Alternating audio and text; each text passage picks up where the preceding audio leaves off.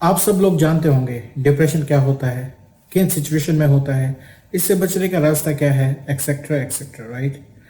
लेकिन क्या आप जानते हैं कि प्रेगनेंसी के दौरान डिप्रेशन किसे कहते हैं? महिलाएं क्या सोचती हैं जब वो डिप्रेस होती हैं प्रेगनेंसी के टाइम? क्या होता है जब महिला प्रेग्नेंट होती है और वो डिप्रेस होती है? हम आज इसी टॉपिक के बारे में अच्छे से जानेंगे और इसी के बारे में डिस्कस करेंगे, तो मेक श्योर आप पूरा वीडियो अंत तक देखिए। शुरू करने से पहले मैं आपको ये बताना चाहता हूँ कि आखिरकार डिप्रेशन ड्यूरिंग प्रेगनेंसी होता क्या है। प्रेगनेंसी से रिलेटेड मेडिकल लैंग्वेज में दो तरह के डिप्रेशन होते हैं। नंबर 1 प्रीनेटल और नंबर 2 पोस्टमार्टम।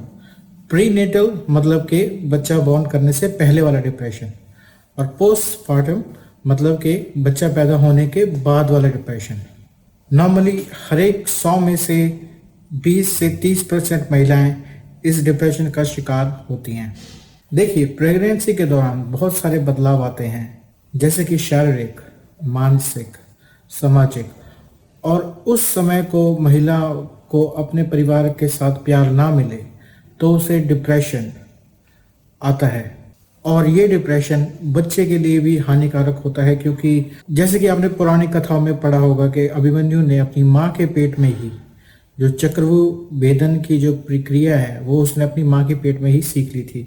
तो ऐसा बहुत सारे लोग मानते हैं और ये साइंटिफिक रिसर्च में भी सामने आया है कि प्रेगनेंसी के दौरान जैसा महिला का जो मूड होगा, अगर वो डिप्रेशन में होगी या खुश होगी, तो उस मूड का उस बच्चे की ज़िंदगी पर बहुत असर पड़ता है, क्योंकि उस टाइम उस बच्चे की बॉडी जो है वो महिला के अंदर बन रही होती है। वो इकट्ठे मिलके उस बच्चे का दिमाग और बॉडी बना रहे होते हैं। तो उस टाइम माँ का अच्छा होना बेहद ज़रूरी है। और संतान पैदा करना एक आसान काम नहीं है। उसके लिए माँ बाप को अपनी जो इकोनॉमिक और जो फाइनेंशियल स्टेट है वो भी देखनी पड़ती है। तब उनको बच्चे का कैरियर प्लान भी करना पड़ता है उसको पैदा करने से पहले। तो ये सारी चीज़ें भी प्रीनेटल डिप्रेशन को एग्रीवेट कर सकती हैं, उसको बढ़ा सकती हैं, उसको इंक्रीज कर सकती हैं। तो ये सारी चीज़ फैक्टर मिला के जो प्रीनेटल, जो माँ का डिप्रेशन है, उसको बढ़ा सकते हैं। और कई माँ अपने बच्चे को पैदा करने के लिए तैयार नहीं होती, वो अपनी जॉब पे फोकस करना चाहती हैं, अपने कैरियर पे फोकस करना चाहती हैं, पर यह है कि ये भी एक बड़ी जिम्मेदारी है, तो उनको ये घर वालों के दबाव में आकर ये करना पड़ता है। तो इस वजह से भी वो प्रीनेटल डिप्रेशन में जा सकते हैं। अब बात करते हैं कि प्रीनेटल डिप्रेशन के सिम्टम्स क्या हैं। देखिए, हमेशा डर लगना, डिलीवरी का बच्चा होगा कि नहीं, बच्चा कहीं गिर ना जाए, बच्चे का कहीं मिसकैरेज ना हो जाए, इस चीज़ का डर लगता रहता है। देखिए, आमतौर पर मैं ये कहूँगा कि देखिए, जब एक बॉडी एक दूसरी बॉडी को अपने अंदर जब बना रही है, तो हमारी बॉडी में बहुत सारे हार्मोनल चेंज होते हैं। अब जब हार्मोनल चेंज होते हैं तो वो हमें मूड स्विंग कर देते हैं। मूड स्विंग का मतलब है कि अभी आप खुश हैं तो थोड़ी देर बाद रोना आ जाएगा, थोड़ी देर बाद टेंशन में आ जाओगे, थोड़ी देर बाद डिप्रेशन में आ जाओगे, थोड़ी देर बाद हंसी आएगी।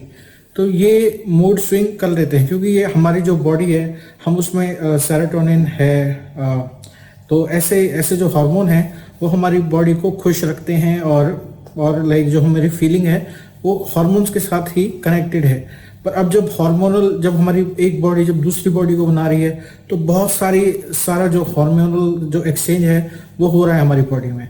तो उस टाइम पर बहुत सारे लक्षण आते हैं। कुछ लक्षण मैं भी आपको बता रहा हूँ, जैसे कि छोटी छोटी बातों पर रोना आना, अपने आप को हमेशा गलत समझना, अपने बारे में ये सोचना कि क्या मैं अच्छी माँ बन पाऊंगी कि नहीं, कैसे मैं अपने बच्चे की टेक केयर करूंगी, अपने आगे आने वाली जिंदगी के लिए नकारात्मक सोच रखना, नींद ना आना, भूख ना लगना, और वॉमिटिंग होना तो खैर नॉर्मल है, पर कईयों को कुछ ज़्यादा ही होती है। तो इसलिए आप चेकअप भी करवाते रहिए। हर एक 2 से 4 वीक में आप चेकअप करवाते रहिए। कई माँओं को ज़िंदगी में इतना नेगेटिव मतलब उन्होंने एक्सपीरियंस किया होता है कि उनके पास जब कुछ अच्छी चीज़ आती है तो वो उनको ऐसे लगता है कि उनसे नफरत हो जाती है, उनको अच्छी चीज़ पसंद नहीं होती, तो अपने पेट में जो बच्चा है वो उससे नफरत करने लगती हैं। अगर उनको अपने बाप या अपने फादर या अपने भाई से अगर बैड एक्सपीरियंस मिले हैं ज़िंदगी में, उन्होंने बहुत बुरा टाइम देखा है, तो वो अपने बच्चे से भी नफरत करते हैं कि कहीं ये भी ऐसा ही होगा, सारे मर्द ऐसे होते हैं। तो ऐसा भी होता है कुछ में। कई कई जो लेडीज़ हैं वो अटेंशन सीकर होती हैं, वो दूसरों की अटेंशन पाने के लिए कुछ ऐसे गलत काम करती हैं, जैसे कि जो पहले जॉगिंग नहीं करती थी अब जॉगिंग करने जा रहे हैं, पहले एक्सरसाइज नहीं करते थे अब एक्सरसाइज करने जा रहे हैं। और फिर वो उनको जब ज़्यादा मज़ा आता है कि जो दूसरे कहते हैं कि आप अपनी टेक केयर कर लो, तो वो अटेंशन सीख करने के लिए भी ऐसा काम करती हैं। अब बात करते हैं कि पोस्टपार्टम डिप्रेशन क्या होता है। ये डिप्रेशन प्रेगनेंसी के बाद होता है, जब महिला अपने बच्चे को जन्म दे चुकी होती है। उसके बाद उसे बहुत तरह की बातों का सामना करना पड़ता है जिसके लिए वो ट्रेन नहीं है और उनको पता भी नहीं है कि अब आगे क्या करना है। तो वो धीरे धीरे डिप्रेशन में चली जाती है। जैसे कि आपको अपने बचपन से कभी ट्रेनिंग नहीं मिली थी कि पेरेंटिंग कैसे करनी है, बच्चे की टेक केयर कैसे करनी है, बच्चे को सुलाना कैसे है, बच्चे को दूध कैसे पिलाना है, कितने टाइम में पिलाना है, कैसे उसको सुलाना है और किस टाइम वो सोएगा, किस टाइम उठेगा, उसको कैसे वार्म रखना है, कैसे उसके मूड को टेक केयर करनी है उसके मूड की। तो ये सारी चीज़ों की आपको ट्रेनिंग नहीं मिली होती। और अब जब बच्चा जब हाथ में आ जाता है, बच्चा जब आपकी गोदी में होता है, तो वो जब रोता है और जब आपकी हेल्प भी नहीं मिलती आपको अच्छी तरह से कि दूध गर्म करने में या सैनिटाइज करने में, तो उस टाइम भी बहुत ज़्यादा डिप्रेशन होता है। और जो बॉडी होती है वो बहुत वीक होती है, वो अपने आप को रिकवर कर रही होती है। उस टाइम भी आपको बहुत अच्छा खाना खाना चाहिए और आपको बॉडी को रिलैक्स भी करना चाहिए, पर इसी टाइम आपको बच्चे की भी टेक केयर करनी है। तो यह एक बहुत ही बड़ी रिस्पॉन्सिबिलिटी बन जाती है। तो इस वजह से भी कई जो महिलाएं हैं वो डिप्रेशन में चली जाती हैं। अगर मैं स्टैटिस्टिक्स की बात करूं तो 40% से ज़्यादा जो महिलाएं हैं वो पोस्टपार्टम डिप्रेशन का शिकार होती हैं। मतलब कि ज़्यादातर महिलाएं पोस्टपार्टम डिप्रेशन का शिकार होती हैं। और बहुत सारे जो लोग हैं वो कभी मेडिकल एडवाइस लेते नहीं, कभी बताते नहीं, क्या पता औरों को भी होता हो, पर उनको यही नहीं पता कि डिप्रेशन भी एक प्रॉब्लम है। तो वो ना इसका सुझाव के लिए डॉक्टर के पास जाते हैं और ना हमारे पास डाटा इकट्ठा होता है। और अगर ऐसी स्थिति में कईयों को मिसकैरेज भी हो जाता है, मिसकैरेज होने पर उनको सामाजिक तौर पर, उनको फैमिली के तौर पर एक बहुत ही बड़ी सैड न्यूज़ एक मिलती है, तो उसकी वजह से भी डिप्रेशन में आ जाते हैं।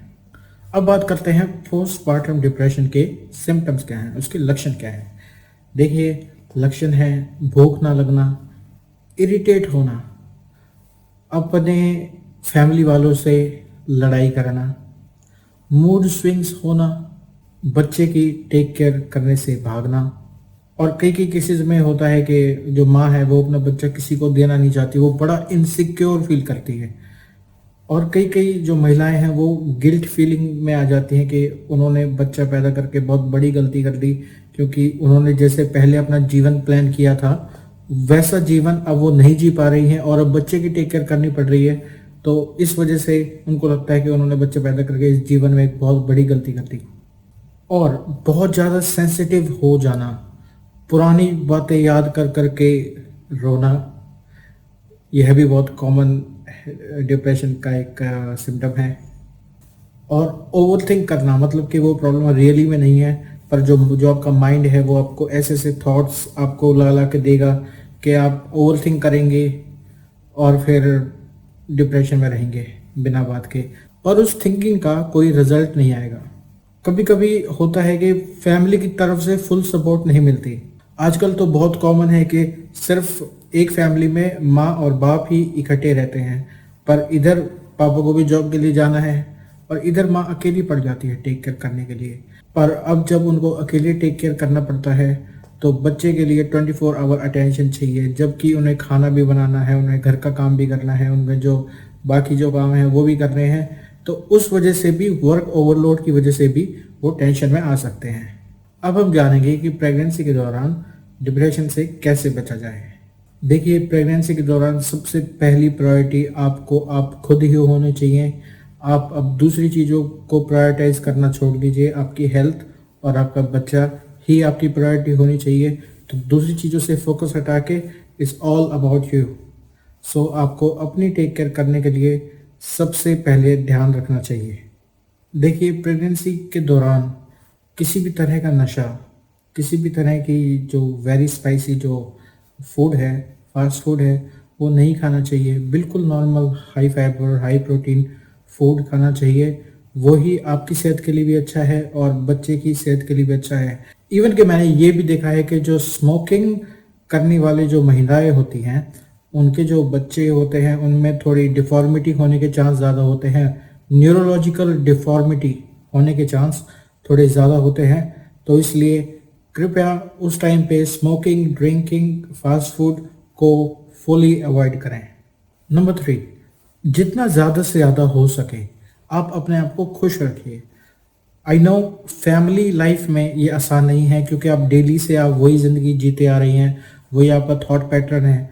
पर अभी आपको जो भी वो नया सदस्य आने वाला या आने वाली है आपके जीवन में, उसके लिए आपको पॉजिटिव फील करना ही होगा। आप जितना पॉजिटिव फील करेंगे उतना ही आपके लिए अच्छा होगा। आप पॉजिटिव फील करने के लिए एक अच्छी जो आपको पसंद हो, या फिर आप गूगल पे सर्च करके बेस्ट सेल्फ हेल्प बुक आप सर्च कर सकते हैं और आप वहाँ से खरीद सकते हैं। और आपको ये जरूर ध्यान रखना कि कौन सी प्रीनेटल है और कौन सी पोस्ट पार्टम बुक्स हैं, क्योंकि प्रीनेटल अलग होती हैं और पोस्ट पार्टम अलग होती हैं। नंबर 4, एक अच्छी हेल्थ डाइट आपके लिए इस टाइम बहुत इंपॉर्टेंट है। आई नो कि आपने शायद पूरी ज़िंदगी इतनी टेक केयर नहीं करी हो, पर ये एक नई ज़िंदगी का सवाल है। सो एक अच्छी डाइट लेना आपकी रिस्पॉन्सिबिलिटी है। So I will strongly recommend to you to have a good diet. एक प्रीनेटल एक्सरसाइज सेंटर होता है, आप वो ज्वाइन कर सकती हैं। वहाँ पे प्रीनेटल एक्सरसाइज करवाई जाती हैं, जिससे कि जो आपकी जो मसल्स हैं वो स्ट्रांग होंगी, और जब आप बच्चा पैदा कर रहे होंगे तो आपकी मसल स्ट्रांग होगी, तो बच्चा इजीली बाहर आ जाएगा और आपको पेन भी नहीं होगा। तो इसलिए वो वाली एक्सरसाइज अगर आप ज्वाइन करते हैं तो वो भी आपके लिए बहुत अच्छा है। और अगर आपकी सिटी में या आपके शहर में वो ना हो तो आप ऑनलाइन सर्च कर सकते हैं ब्रीदिंग एक्सरसाइज, प्राणायाम, मेडिटेशन, जिससे कि आपको रिलीफ मिले और आप रिलैक्स रहें। और कई कई लोगों को इस चीज़ से डिप्रेशन हो जाता है कि कैसे बच्चा पैदा होगा, कैसे करेंगे। तो इस चीज़ के लिए आप पहले प्लान कर लीजिए कि ओके, हमें ये खाना है, हमें ये पीना है। और जब अगर आपका टाइम बच्चा पैदा करने के नियर है, मतलब कि 30 to 34 वीक्स के आसपास है, तो आप पहले से प्लान कर लीजिए। एक व्हीकल अपने पास रख लीजिए, एक मैन जो फैमिली मेम्बर है उसको भी रेडी रखिए, और एक हॉस्पिटल को भी तैयार रखिए कि ओके वहाँ पे हमें बेड मिल जाएगा। So make it a pre plan, so उसके बारे में भी डिप्रेशन टेंशन ना हो, क्योंकि आपने पहले ही प्लान कर लिया है। और अपने रूम में जिसमें आप ज़्यादा टाइम बिताते हैं, वहाँ पे आप अच्छे अच्छे क्यूट क्यूट बेबीज़ के पोस्टर लगा दीजिए, क्योंकि आप जब वो अच्छे अच्छे क्यूट क्यूट बेबीज़ के फोटोज़ देखेंगे तो आप पॉजिटिव फील करेंगे, और फिर आप पॉजिटिव फीलिंग के साथ फिर आपके विचार भी पॉजिटिव होंगे। फिर आप सोचेंगे कि मेरा भी बच्चा इतना ही क्यूट दिखेगा, इतना ही अच्छा होगा, मैं अपने बच्चे के लिए ये करूँगी, अपने बच्चे को स्कूल में भेजूँगी, ऐसा करूँगा। तो जो टेंशन है उसको मोटिवेशन की तरफ लेके जाइए, उसको हैप्पीनेस की तरफ लेके जाइए। देखिए, ये जो माँ बनने का एहसास है ये भगवान ने सिर्फ औरतों को ही दिया है, और आपको इस वरदान को, इस ब्लेसिंग को एक टेंशन की बजाय एक अपनी ज़िंदगी में एक गिफ्ट के तौर पर लेना चाहिए, क्योंकि ये भगवान आपको एक ब्लेसिंग दे रहा है, एक गिफ्ट दे रहा है। तो आपको इन चीज़ों के लिए पॉजिटिव होना चाहिए, एंड आगे आने वाली चीज़ों के लिए स्ट्रांगली खड़े रहना चाहिए, स्ट्रांगली तैयार रहना चाहिए, और न्यू फैमिली मेम्बर को वेलकम करना चाहिए। Thank you guys. Thank you for watching my video, and please subscribe, like and share. Thank you very much.